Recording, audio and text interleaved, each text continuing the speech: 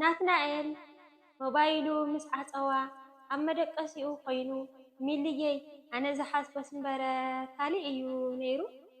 እንታይ እሞ ይግበር እቲ ኩሉ ዘሕለፍክዎ ክዝክር ጀሚረ ጽባሕ ክድውለልኪ ኢልዋ ስለ ዘይደወለላ ኣብ ሳልሰይቲ ባዕላ ደወለት ሞባይሉ ብምቕባል ከዓ ሚልየይ ከመይ ውዒልኪ ይቅርታ ትማልሰ ብስራሕ ስለ ዘይጠዓመኒ እየ ዘይደወልኩልኪ በላ ንሳ ከዓ ፀገም የብሉ እናተይ ስራሕኸ ከመይ ኣሎ በለታ ደሓን እዩ ስራሕ ሕጂ ደኣ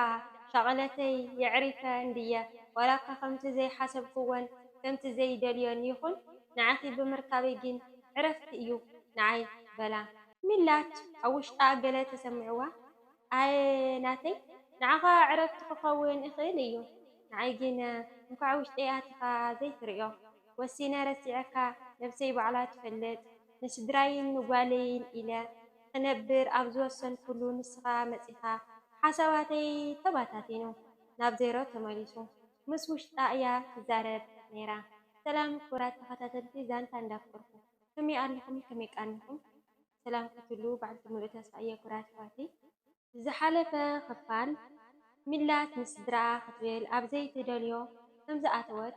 ሰብኣያ እውን ሸንቃጣይ ከም ዝኾነ ኣብ ሓዳራ ሕጉስቲ ከም ዘይኮነት ከም ዘዕለለቶ ርኢና ነርና ዝቕፅል ክፋል ከዓ ምዚ ይመስል ኩራት ተኸታተልተይ ቅድሚ ናብኣ ማለይ ግን እዛ ቻናል ሓድሽቲ ዝኾንኩም ላይክ ሳብስክራይብ እናገበርኩም ቤተሰብ ክትኮኑ ብትሕትና ይዕድመኩም በኣርከስ ናብኣ ከብለኩም እየ እስካብ መጨረሽታ ምሳይ ሓፍኩም ሰዓቡ ናትናኤል ሞባይሉ ምስ ዓፀወ ኣብ መደቀሲኡ ኮይኑ ሚልየይ ኣነ ዝሓስቦ ስንበረ ካሊእ እዩ ነይሩ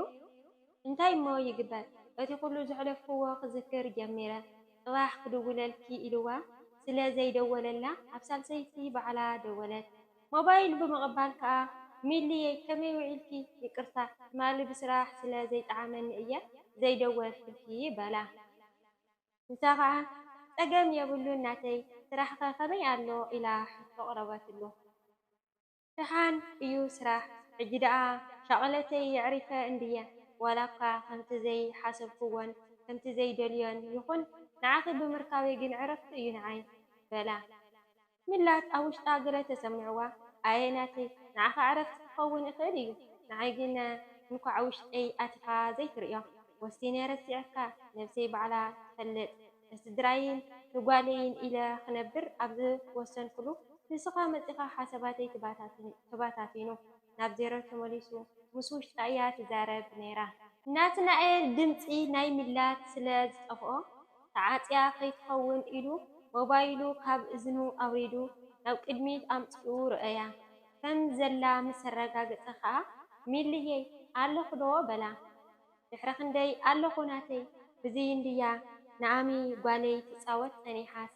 ተመሲጠ ክሪኣ ፀኒሐ ዘይኮነ ኣብ ኣፋ ዘንፀላ ተዛረበት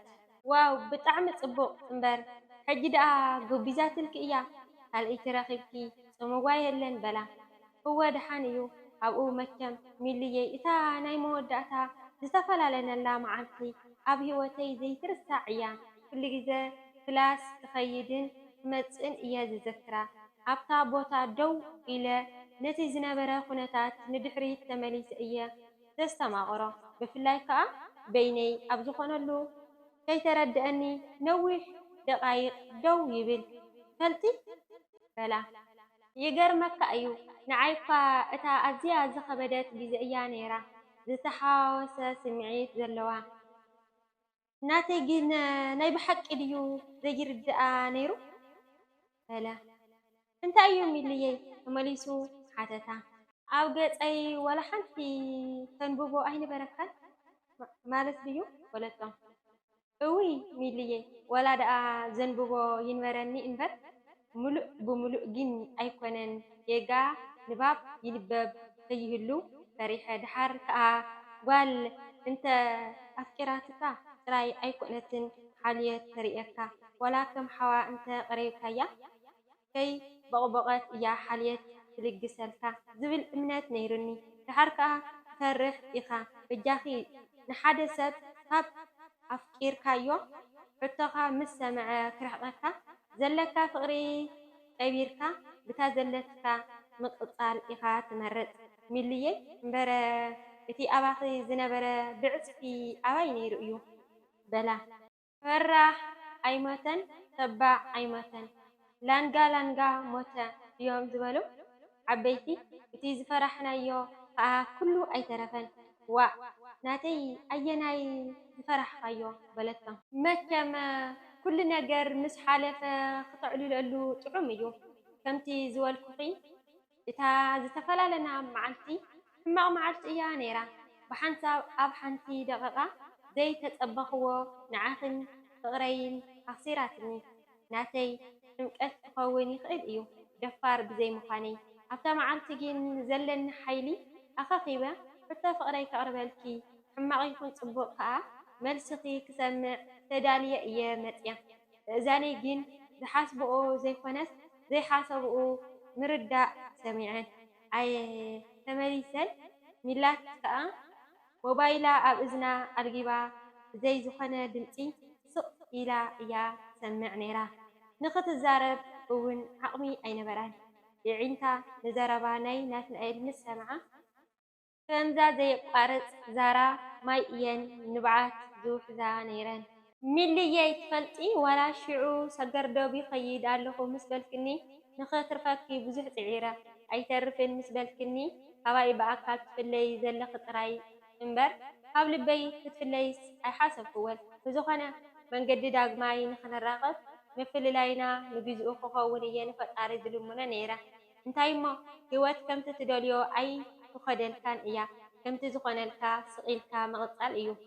ኣብርሃም ኣፈወርቂ 7 ግዜ ወዲቕካ 8 ግዜ ትትስእ ድዩ ዝበለ ኣብ ህይወት ከዓ ትፍቀር ተፍቅር ትጥለም ትጠልም ትስሕቕ ትበኪ ትወድቕ ትትስእ ትፈላለ ትራኸብ እውን ኩሉ ምስራሕ ህይወት ክሳብ ዝኾነ ክትቅበሎ ጥራይ እዩ ዘለካ እዚ ምስ ሰምዐት ሚላት ጠላም ዝብላ ዘሎ ኮይኑ እዩ ተሰሚዕዋ ብኽንደይ ተኸራኺራ ንኸይሰምዓ ዓቂባቶ ዝነበረት ትዒርዋ ሂቕ ኢላ ብዓውታ በኽያታ በኸየት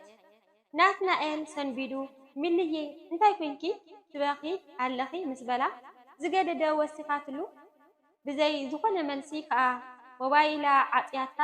የጋጊሙ እንተደወለ እውን ዝቕበሎ ኣይረኸበን ባእ